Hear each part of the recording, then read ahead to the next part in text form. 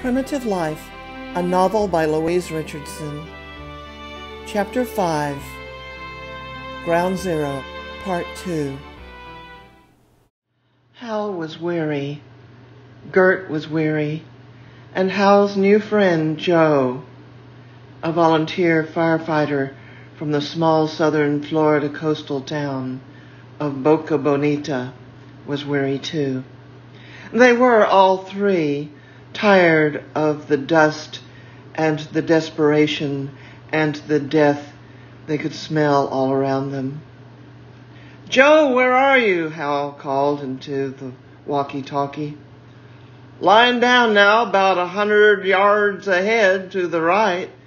The scratchy answer came back to him through the device.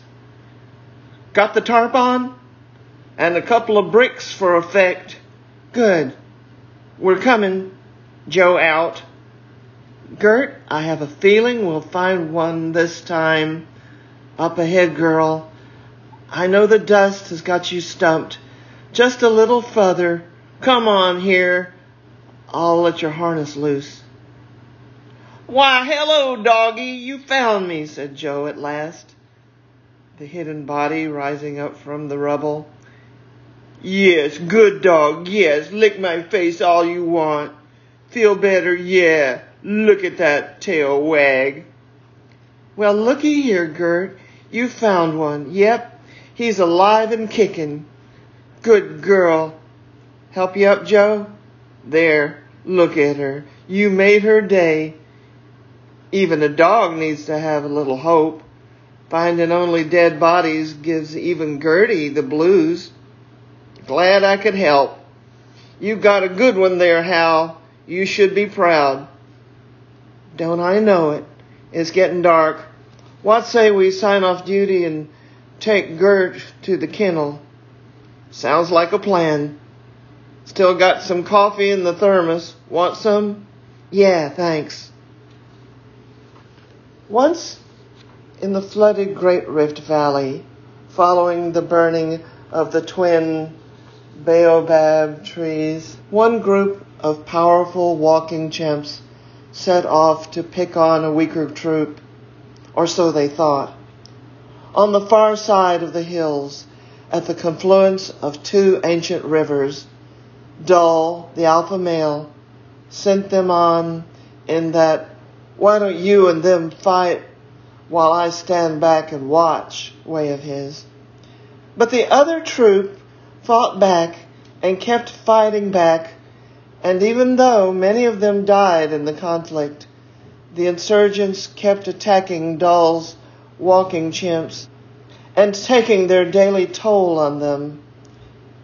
As the floodwater began to recede, the battered bodies of the few wounded who managed to return to Grey Mama and the others back home told tales of brutality and futility.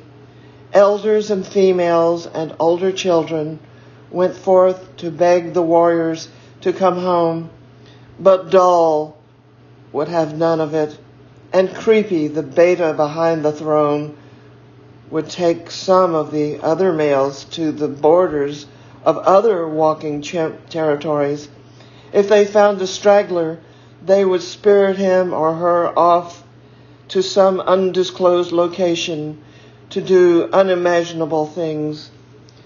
The more casualties the community suffered from the pointless war, the more Creepy and his bully chimps sought and humiliated and tortured any hapless foreign chimp, insurgent or non-combatant they could find. Why pick on a foreign troop in the first place? Grey Mama could not fathom the male political mind. The walking chimps beyond the hills could not have had anything to do with the charred baobabs. The great trees had been struck by lightning. That was all. Grey Mama knew that if you threw a stone into a stream, it would make a plopping sound and rings in the water. That made sense, and it happened every time you did that. But Dull, the dim alpha male, and Creepy, the scary vice alpha, seemed to think that if you tossed a stone into a stream, you could make rocks fall on your enemy, or if your enemy struck a tree with a stick, it could make your tree, your special tree, catch fire. Could only Gray Mama see that he was mad? Could only Gray Mama see the danger in this new religion? Things had been different in her youth when Gray Mama was tender baby. The walking chimps and even the knuckle walkers who took her in during the Great Flood held to the old religion, if they held to any belief at all. If something moved, it was alive. If it was alive, it deserved respect. That was the litany. No one even thought about it unless something moved, and sometimes not even then. There was no need for magic and invisible spirits. End of Chapter 5, Part 2, Primitive Life, a novel by Louise Richardson.